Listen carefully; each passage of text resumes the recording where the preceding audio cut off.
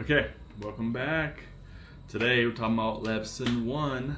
Today we're talking about habit number 1. The lesson is hitting your protein goal.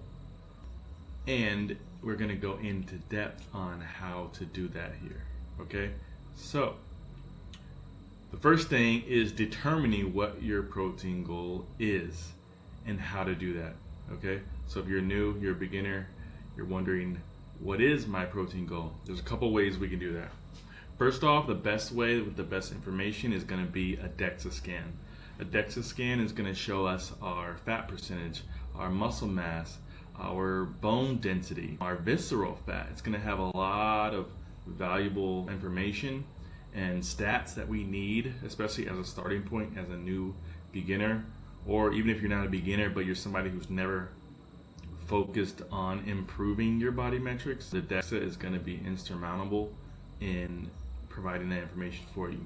So there's a stat on the DEXA that's going to be called lean body mass or muscle mass. Okay, that's what we're going to be focusing on for this habit number 1. So the range for either maintaining muscle, building more muscle, or if we're in a caloric deficit, the lowest amount of protein that we're going to want, there's a range for that. Okay, so that range is 0.8 grams of protein per pound of muscle mass or lean body mass to 1.2 grams of protein per pound of lean body mass or muscle mass.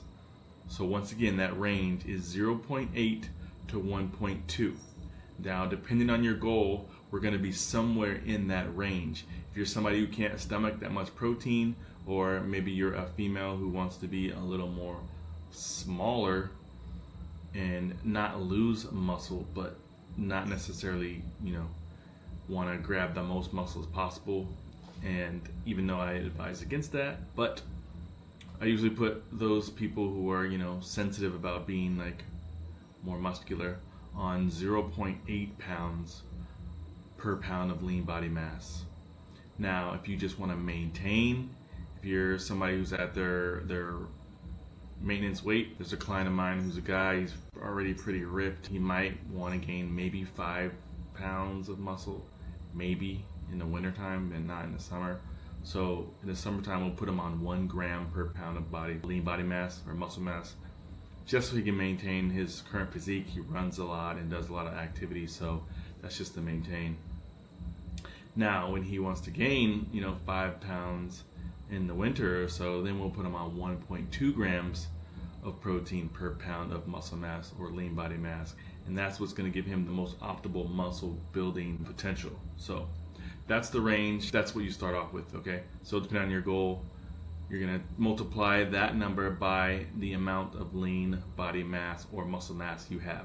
That's going to give us a number. So let's just say I have 200 pounds of muscle mass or lean body mass in my body, and I want to just maintain that. I'm going to do 1 times 200. It's going to be 200 grams of protein. Okay, so that's how we find out what our optimal range is based on our goal.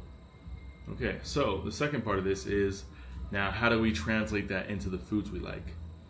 And for that, we're going to go to ChatGPT. I'm going to paste in a video right now that explains that whole thing. But basically, to summarize it, you're going to go to ChatGPT, you're going to say, hey, I need 200 grams of protein a day. I like these foods. Can you make me a plan with these foods, these proportions that are going to get me to 200 grams of protein by the end of the day? And ChatGPT is going to come up with a printout program, this, and this, and these amounts. And then that's going to equal 50 grams. Then it's going to be like, then Chat is going to say, for lunch, you're going to have this, and this is going to be 40 grams, and this is going to be 70 grams, and then your snack's going to be 50. And by the end of the day, at the end of that list, you're going to hit your 200 goal or whatever goal that your plan is. Okay, so showing you an example of that right now. But that's how you find your goal, and then that's how you implement your goal on a daily basis. Okay, so Now that you have the numbers and you have what you're supposed to hit and you have the food, how are you going to track it? Okay, you're going to need little food scale. I'm going to plug in another one that I like that actually shows you the numbers on the screen. This one has a little screen, but the other one is a lot better. You're going to have to measure. I know, I don't want to measure. Oh, it gives me food anxiety or whatever. But you're going to have to measure. If you're going to be serious about your goals and you want to accomplish this goal of gaining muscle, losing body fat, being in the best shape of your life, you know, it's going to take a little bit of work, you know. So it's just part of it. I mean, I'm sure you have a job or some way that you make money. You have to sign in. You have to fill out your chronos. You have to sign your time card. You have to submit an invoice to your boss or your client or your customer to get paid. Like, this is one of those things. You want the money to get paid, right? Well, this is like, you want the results. You want the muscle. So you got to do the measuring to make sure you're on your goal, okay? No way around it. In the beginning, just because you're a beginner, in the beginning you're going to do this, maybe a week or two. Then by the time you've measured so many meals, 3 or 4 meals a day for a week or 2 weeks, you're going to have a certain like knowledge. You're going to know based on, you know, your bowls, your plates, what certain portion sizes kind of look like. And if you're not on a fixed focused plan, like for a wedding or party, or you're going on a vacation or something like that where you want to be dialed in, you can kind of just eyeball it if it's, you know, just a maintenance phase or something like that. So you're gonna have your scale, you're gonna measure, you're gonna hit your protein for that day. Okay, now the last thing is you're gonna want to stay consistent. So you can't just do this for a week, you can't just do this for 2 weeks, you got to do this for at least a month. And within that month, with all of your tracking the protein and tracking your food, you're also going to be taking some progress pictures and weighing yourself. Okay, we do this so we have 3 or 4 different modalities, different things that we can track, that we can record to make sure we're on top of our goal, because we can't trust the scale. Depending on what you ate, depending on when your last bowel movement was, depending on the weather, you know, hormones, things like that, the weight's going to fluctuate up and down. But we want to take those pictures so we know what the body composition is looking like.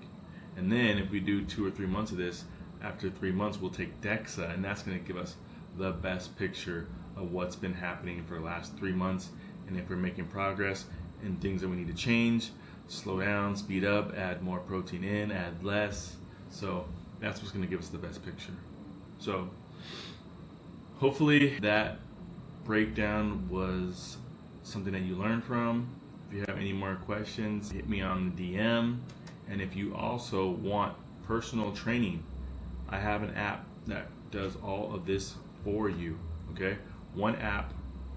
You sit there, you get your workouts sent straight to your phone, you get your nutrition, your macros straight to your phone, the things you're supposed to eat straight to your phone, a tracker to track everything, your goals for the day, your protein for the day, your carbs, your fats. Everything is in one app. Also, it's going to have the 5 habits that you need to do on a daily basis as reminders. It's going to send you little reminders and little texts. It's going to be bothering you. Hey, don't forget. Hey, you didn't do this. You didn't do that. So when you do these habits, you're going to check them off in the app. That's what's going to help us stay consistent. So if this sounds like something that you want to do, if you want to take your training to the next level, send me a DM, or send me a DM saying personal training, or there's going to be a section in the school classroom that's going to say personal training. Click on that and follow those directions, or we can hop on an onboarding call and we can discuss that. Okay? On to habit number 2.